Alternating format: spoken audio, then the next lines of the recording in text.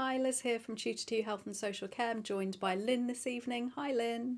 Hi everyone. We will be revising Unit 3 for BTEC National Health and Social Care, which is Anatomy and Physiology, and tonight we're looking at the endocrine and renal systems. I will just load up our PowerPoint, Lynn. So for those of you that are joining us, please do take part in the live stream. You can type your answers into the chat and we will give you lots of shout outs. And these live streams are much more fun when people take part as well. So we'll go through the activities and hopefully get lots of your answers. Okay, so over to you, Lynn, for the first activity. Okay, hi everyone, welcome. So our first activity is called Tug of War, and we're going to give you two descriptions of a concept, and we want you to tell us which team should win this tug of war. So let's have a look at our two different descriptions that we have on the screen. So which is the best explanation of the endocrine system? Okay, so we've got A and B. I'll read them both out and see which one you think is the best. So A, the endocrine system is a network of glands that produce and release hormones into the bloodstream. These hormones regulate various body functions, including metabolism, growth, reproduction, and mood, by sending chemical messages to target organs. Okay, so that's A. Do you like that explanation of the endocrine system? Or do you prefer B? So the endocrine system is responsible for regulating mood and emotions through hormones like adrenaline and cortisol, while other bodily functions like metabolism and growth are managed solely by other systems. What do you think? Which one do you prefer? Do you prefer A or B as a description for the endocrine system? Shall I talk you through what I'm thinking, Lynn? Yeah, so have a think. And if anybody's got any answers, please write them in the chat. But Liz is going to tell you her thought process. So I'm looking at B and I can see something that is incorrect on there. It says other bodily functions like metabolism and growth are managed solely by other systems. I know that that's not true.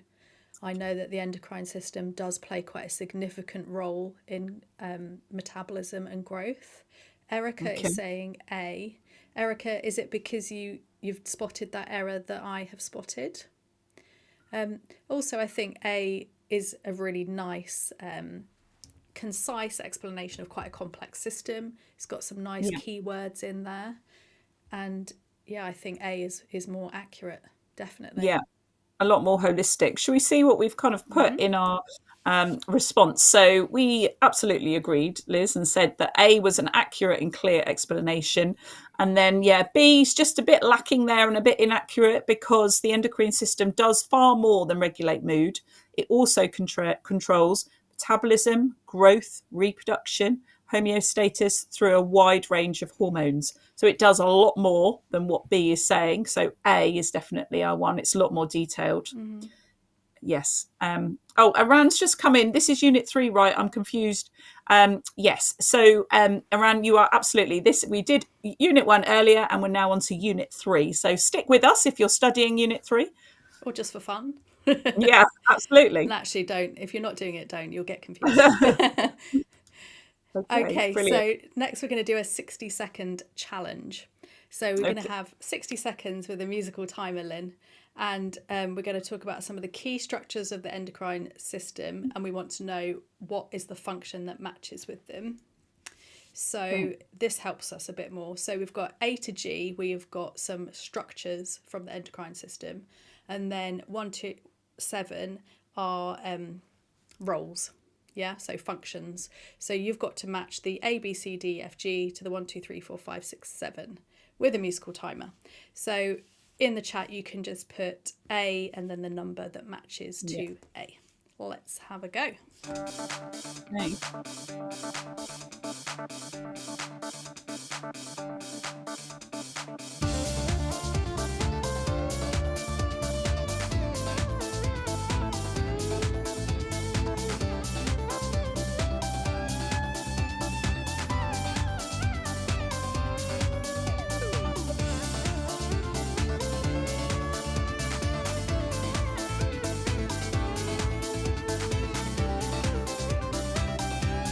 If you're not sure about all of them, maybe just go for 1 or 2 that you feel comfortable with.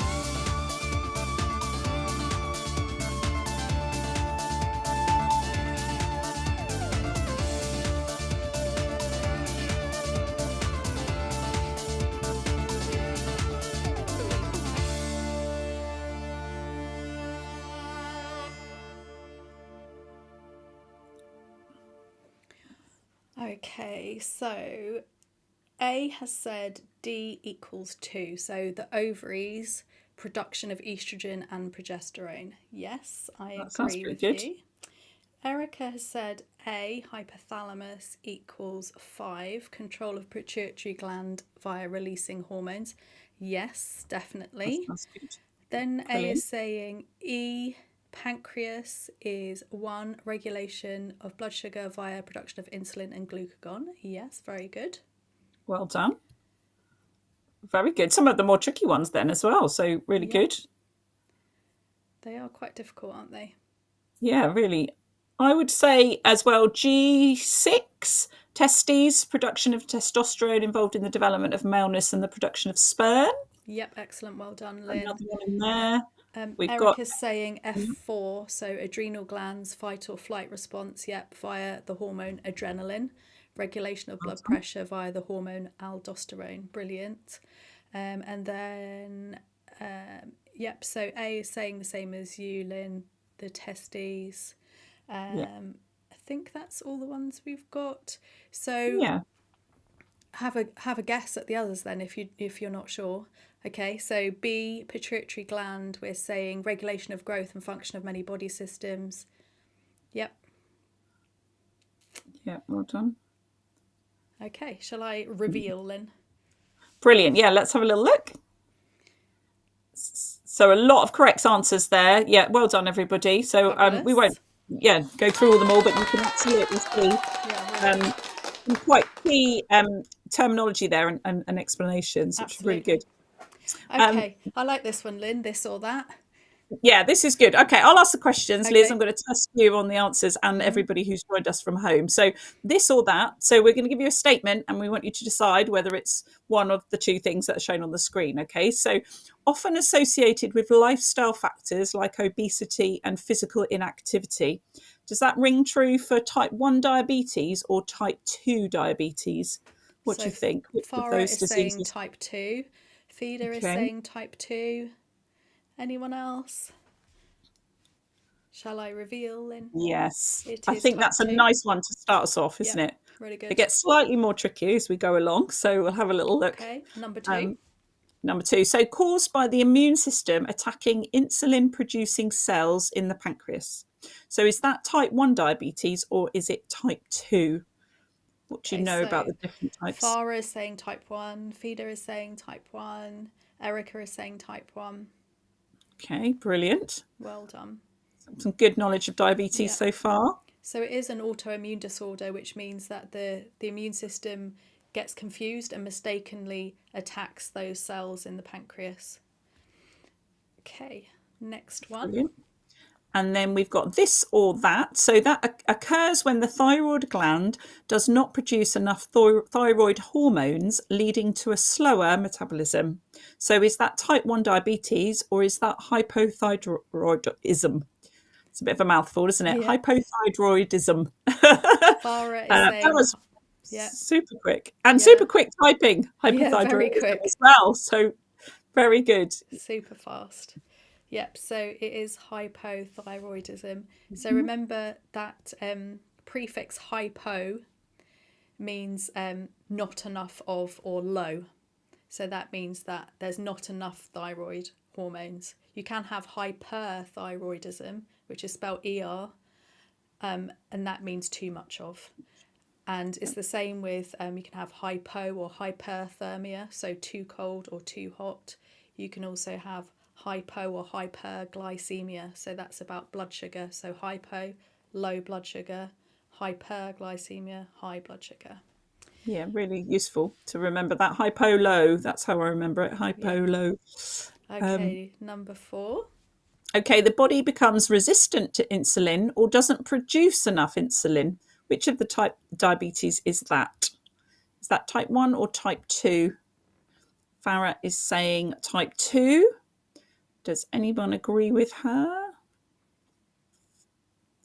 What do we think? Yeah. Fida and A are both saying type 2.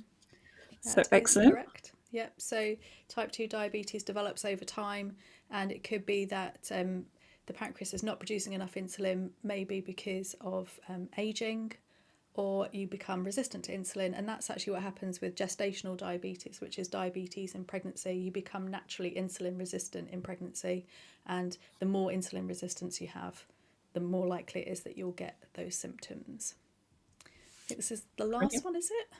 I think we've got quite a few of these ones. Oh, okay. So common symptoms include fatigue, weight gain, cold intolerance, and dry skin. So does that tend to be type 1 diabetes, or again, is that hypothyroidism? What do we think? Farah's so quick. I know, and she's like so fast at typing. It's amazing. Yeah, brilliant. And correctly spelt as well every time. Yeah, exactly. Really impressive. Yeah. So these are very much common symptoms of hypothyroidism. Well done. And then we've got requires insulin injections or a pump for treatment. Which one of those is that, type 1 or hypothyroidism? What do you think? I think you're probably going to get this one. Yeah, everyone's saying type 1 diabetes. Type 1. Yeah. Well definitely done. We're quite used to seeing maybe people that we might know have diabetes having to use injection or a pump. Can someone be managed through, can sometimes be managed through diet, exercise, and oral medications? Can type 1 or type 2 be managed that way? What do we know? If you think about the reasons for it, how can we sort of then go on to manage it? Yeah, Farah's coming in at type 2. Absolutely. Because we know that it's very much can be caused by lifestyle. Then we know that is potentially ways that we can manage it. So well done. And then I think this is our last one, Liz. Okay. So the standard treatment for this condition involves taking daily hormone replacement medication, often called levothyroxine. Is that right? Levothyroxine? Yeah. So type 1 diabetes or hypothyroidism, which one is that? Does this medication work for which of these conditions? There's a good clue in the name of the medication there. Yep. So Erica's got hypo. Yeah. Yeah. Well done, Erica. Yeah. That's brilliant. Okay. Well done. I think we have a round of applause for everyone for that, though, Liz. Definitely. Yes. Okay. We'll so keep morale going. Yeah. Some multiple choice questions now, Lynn. Okay, so what's the primary function of the kidneys? So what do you know about the kidneys? Is it storing urine until it's expelled? Is it producing urine? Is it filtering toxins from the blood and regulating water balance? Or is it transporting urine to the bladder? Which one of those do you think it is? We've already got an answer from Farah. And now everyone else is joining in as well. Yeah, well done. So C, filtering toxins from the blood and regulating water balance. We'll think about those toxins, So which structure carries urine from the kidneys to the bladder? Is it the bladder? Is it the urethra? Is it the renal pelvis? Or is it the ureters? Which one do we think that is? Thinking about carrying urine from the kidney to the bladder, that route. What's happening there? So we've got a few different answers. Yeah, a couple are saying B, but that is not the correct answer. This is quite a common mistake that students make. So it is actually the ureters. So if you can imagine the diagram of the renal system, you've got your kidneys here, and then you've got two tubes called ureters that go down into the bladder. So that's where the urine drains from kidneys to the bladder. And then from the bladder to the outside world, you've got one tube called the urethra. Okay, so ureters is the two tubes between the kidneys and the bladder, and then the urethra is the one from the bladder to the outside world. So that's probably the next question, isn't it? Yeah. Well, no, but let's see how people are paying attention. Okay, I think it does come along at some point. So what is the main role of the bladder in the urinary system? Okay. Is it filtering waste from the blood? Is it producing urine? Is it storing urine until it's expelled? Or is it regulating pH levels? What do we think? What's the main role of the bladder? Why do we have one? We're very conscious of it, I'm sure. Yeah. So, I know I am of mine. Person A and Erica are both saying C. storing urine. Urine until it's expelled. That sounds Yeah. good to me. Well done. Well done. And then which part of the urinary system carries urine to the outside of the body? So you've given a little clue to this, Liz.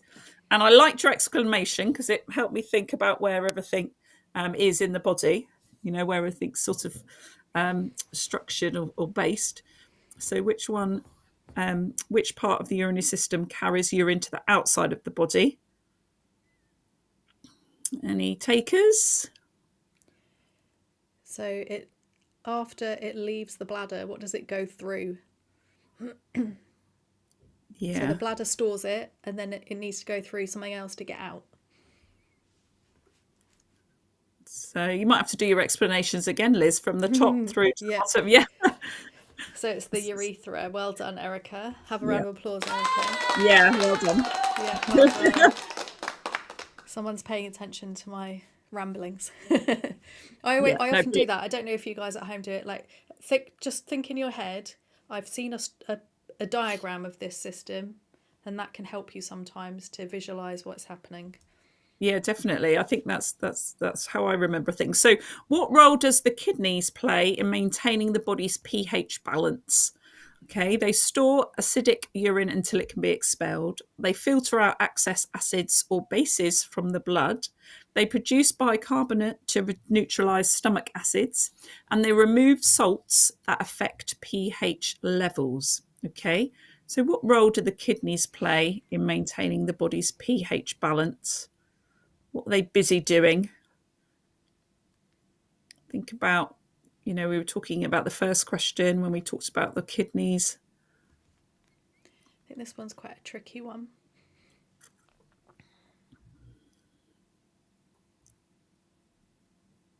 Yeah. So I would definitely rule out A, because the bladder just stores the urine. It doesn't store acidic urine specifically. I would rule out C, because that's talking about stomach acids. Okay. And yeah. There's not a relationship between what the kidneys are doing and what the stomach does. So I'm left with B and D. I would really, my eye is drawn to B, because it's talking about acids and bases, which I know from studying chemistry and biology is all about pH levels. Okay. And the bottom one, they remove salts. That salts is more about electrolyte levels. That's not about pH levels. So I'm going to go with B, Lynn. I think you're going to be right. So Hooray. Well done. Thank you. Lovely explanation there, Liz. That's great. Okay, I think we'll have a round of applause though for everyone for those ones as well. Yeah, well done. Okay, so we're going to do amend the gap activity. So we're going to show you some text about urinary tract infections, also known as UTIs, and some of the words are blanked out, and you guys at home need to guess what is behind the blanked out spaces. So UTIs occur when blank enter the urinary system, typically through the urethra. So remember, the urethra, that's that tube that goes from the outside world up to your bladder.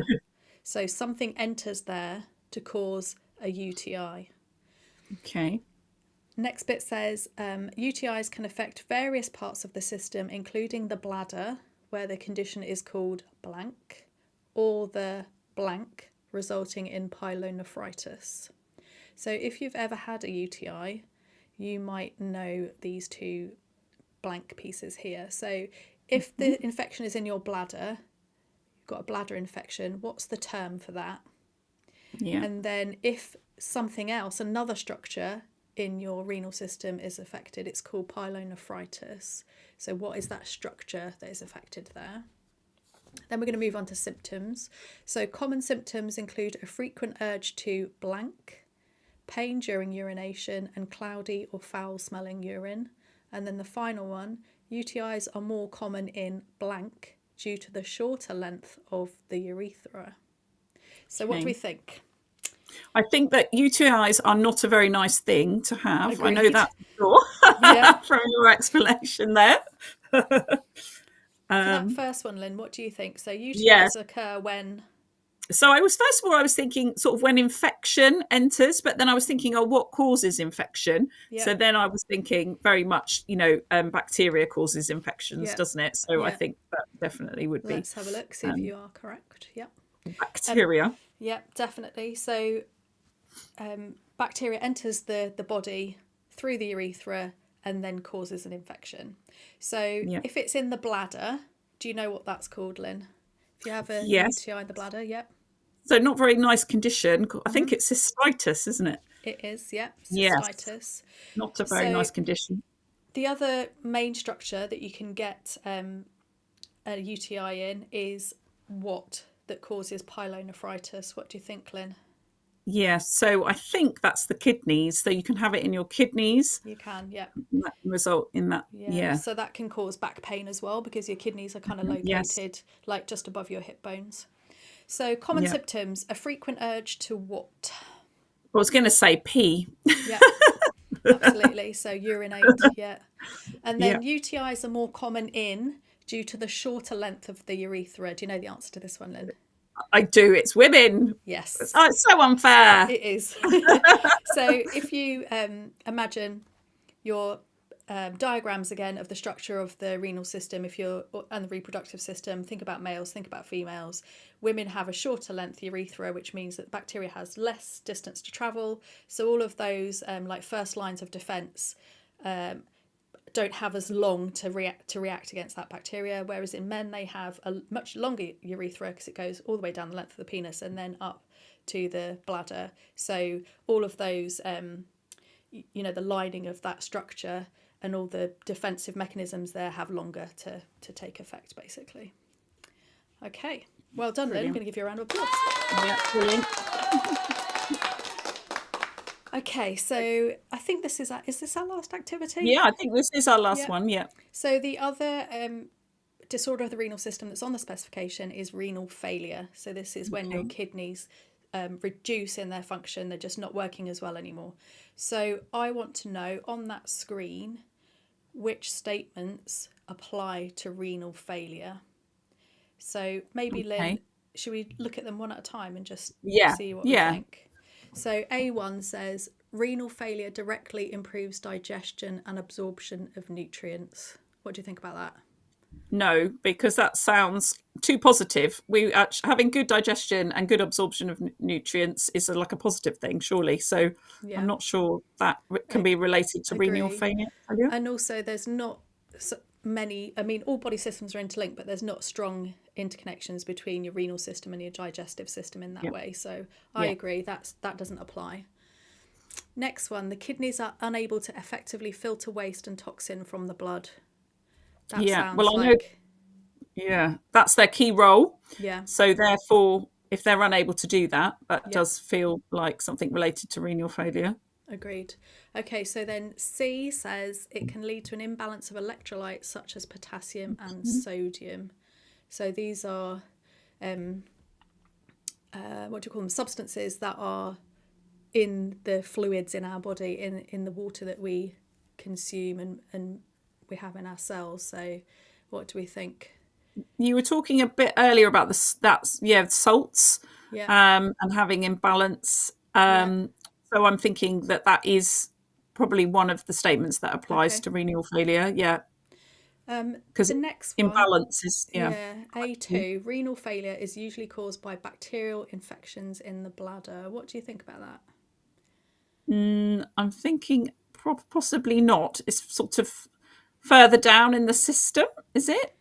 Yeah. So thinking about your explanation earlier. So we were talking about UTIs, weren't we, which are definitely caused by bacterial infection. Renal failure generally isn't related to that. It's related to something else, which we'll come on to in a moment. So the next one primarily affects the lungs and respiratory system. No, I think that's different system altogether. Wrong organs, wrong systems. Okay. High blood pressure is both a cause and a complication of renal failure. What do you think about that one? That could be related. Yeah, it definitely is related. So there's a really strong correlation between kidney function and blood pressure. So when your kidneys are operating really well and they are able to balance all the you know, the solutes in your blood and in the water in your body, you know, they're maintaining your fluid balance and your blood is great, then your blood pressure is great as well. So that, yeah, there's a good strong correlation there. Yeah. Okay, brilliant. So A3, fluid retention may cause swelling in the legs, ankles or feet. Could be a symptom then of renal failure. Yeah, That, I definitely. think that does sound like a kind of a bit of a telltale sign that maybe somebody might have renal failure. And then B3 says urea and creatinine levels in the blood increase due to reduced kidney function. What do you think about that? Sounds plausible, doesn't it? Yeah, it does. Yeah. Yeah. So they are kind of waste products in our system. So we want to be able to remove them. Get rid of them. So if the kidneys aren't working very well, they're not removing everything. So you start to see those things creep up. So when you have blood tests, if there's raised urea and creatinine, then they might think, something going on with the kidneys here. Then the final one, it can be fully reversed by drinking more water. That just feels a bit too optimistic to me. Yeah, bit too easy. Renal failure. Yeah. I'm thinking that unfortunately not. No. Okay, let's see if we are correct. Yes, we are. Yeah. Brilliant. Well done us. Let's give ourselves a round of applause. Yeah. Quite good to think through them that way though, isn't it? Yeah. Absolutely. Yeah. Okay, that is the end of our endocrine and renal systems revision live stream. So we've just got one more before the Unit 3 exam. We're doing it next Tuesday, and we're going to be talking about things like medical research. So do join us next Tuesday lunchtime. Actually, it will just be me, won't it, Lynn? Join me next Tuesday lunchtime for the last Unit 3 before your exam, which is next Thursday. If you're doing your Unit 1 exam tomorrow, good luck for that. Take care. Have a lovely weekend. Thanks, everyone. And we'll see you soon.